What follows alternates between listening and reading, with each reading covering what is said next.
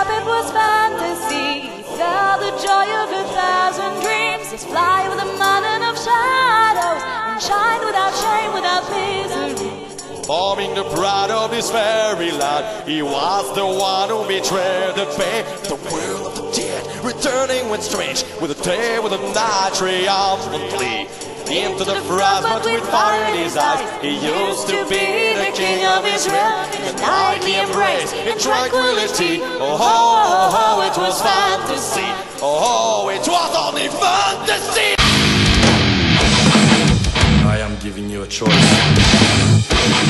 Kill yourself or someone you love.